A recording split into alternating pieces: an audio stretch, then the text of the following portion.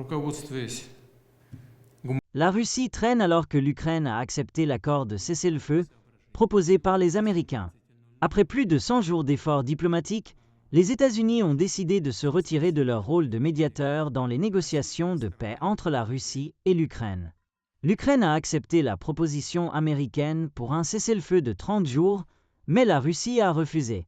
Cela a provoqué du mécontentement chez le président Donald Trump, qui a déclaré qu'il était temps que les parties trouvent elles-mêmes une solution. La porte-parole du département d'État, Tammy Bruce, a précisé que les États-Unis continueront de soutenir les efforts de paix, mais ne seront plus des médiateurs actifs. Le président Trump a souligné qu'il existe une autre partie du monde qui nécessite de l'attention et qu'il n'y a plus d'intérêt à diriger des négociations sans issue. D'autre part, un accord économique important entre les États-Unis et l'Ukraine a donné à Washington un accès exclusif au développement des ressources naturelles de l'Ukraine, y compris l'aluminium, le graphite, le pétrole et le gaz. L'accord, signé par le secrétaire américain au Trésor Scott Bess et la ministre ukrainienne Yulia Sviridenko, prévoit que l'Ukraine conserve la propriété et le contrôle sur ses ressources naturelles. Selon Bloomberg, cet accord pourrait avoir été le motif caché de l'offensive diplomatique américaine.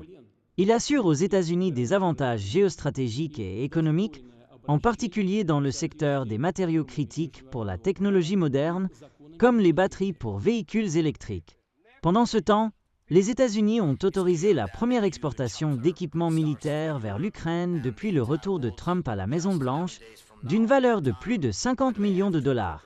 Trump a décrit l'accord comme une compensation pour l'aide américaine pendant la guerre, affirmant que les États-Unis bénéficient davantage que les investissements précédents de l'administration Biden. Kiev estime qu'environ 5% des réserves mondiales de matières premières critiques se trouvent en Ukraine, y compris 19 millions de tonnes de graphite, positionnant le pays comme un centre stratégique pour les approvisionnements mondiaux.